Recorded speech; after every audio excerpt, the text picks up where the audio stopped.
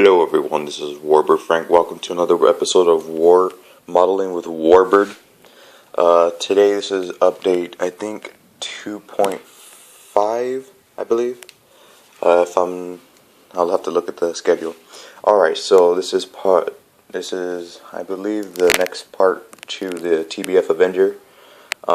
If you guys noticed a little bit of detail on it, there is oil marks on it, and I have done a lot of oiling on it and making it weathered out. I haven't flat coated yet or gloss coated it yet. If you can see right here, these windows are actually in right here. You see the windows are actually in there, except for the ones on the bottom, the sting gunner. What I did was okay, so let's look at it from the top. Okay. If you guys see, there's dark lines, which like the panel line washes. I did that as well. Let's turn it over. Alright, so here's what you really want it to look like. Streaked up back right there. Wind blowing it backwards. Exactly the way you want it, that I wanted it to. Including the bellies all dirty from flank and oil indication. So, this means that it's been in battle. Let's look at the cockpit. The cockpit, you can still see through it. The engine is very good. Now what I did was I got 1 part Windex and 1 part water and mixed it in with acryl paint and mixed it in really well.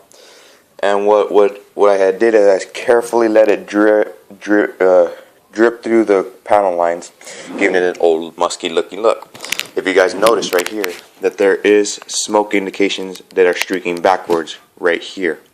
Now you got to be careful when doing this because sometimes you can't put a little bit too much, and I did the same thing on that side. If you guys look at the exhaust, it looks kind of like a burnt up metal looking look. So what I did with that one is I mixed gunmetal, aluminum, and red brown to give it that rusty kind of burnt looking look. If you guys noticed that, I had to mix them up to give it that precise color.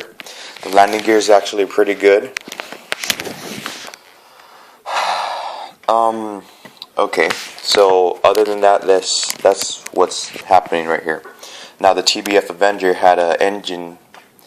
It was a Pratt & Whitney engine, which gave it about 2,000 horsepower because this plane was really heavy. It was the biggest naval bomber in World War II. It is actually one of the best the Navy's got.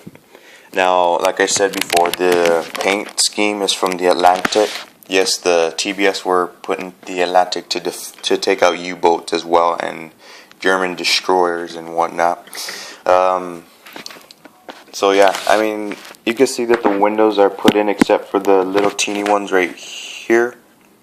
But as you can see, if you look at the door right here, it actually looks kind of messed up.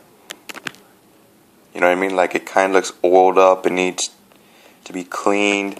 So I mean, historically speaking, they would have these things cleaned in as soon as they boarded the carriers.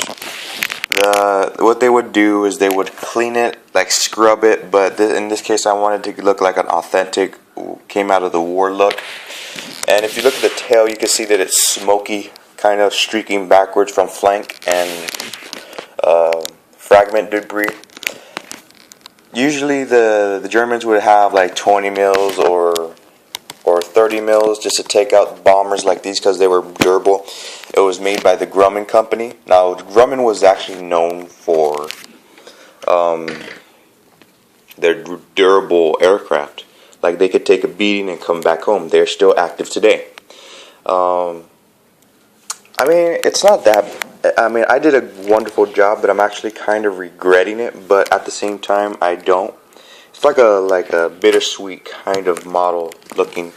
But I'm satisfied with the looks. It just looks all around a good aircraft. Alright, let's look at the detail up to it.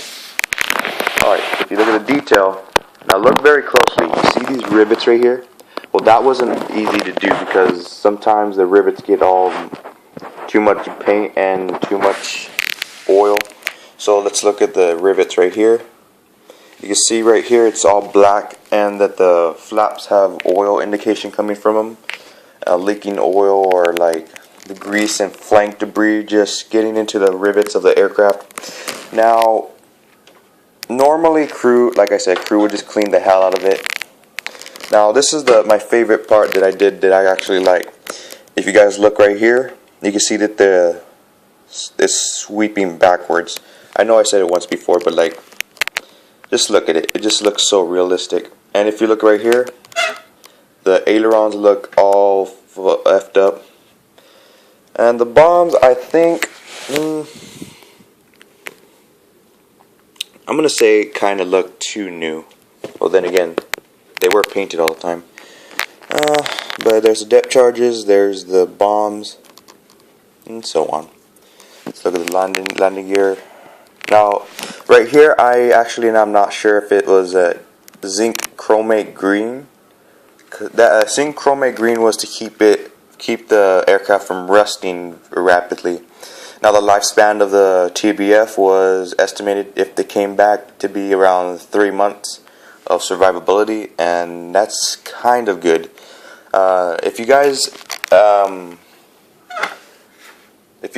read up on the Zero, the average lifespan of the Zero was expected to be no more than half a month, and that's pretty bad.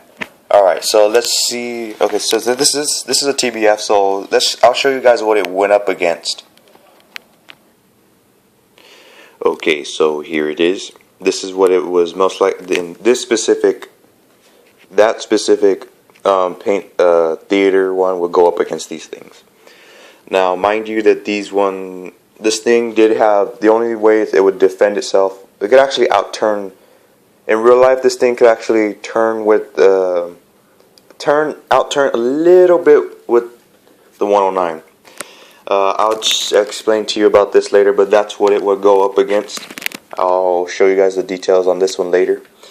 But this is what it would go up against. Or because I mean, if you can see right here, there's a 50 cal right there and a 30 cal.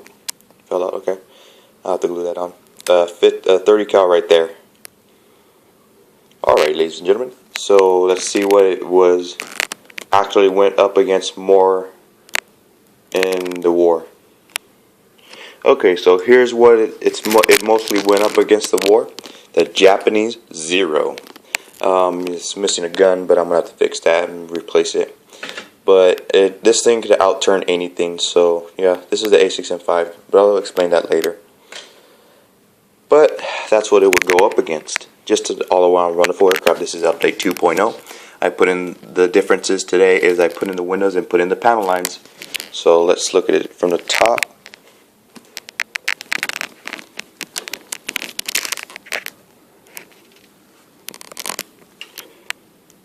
Yep, just all around a good aircraft.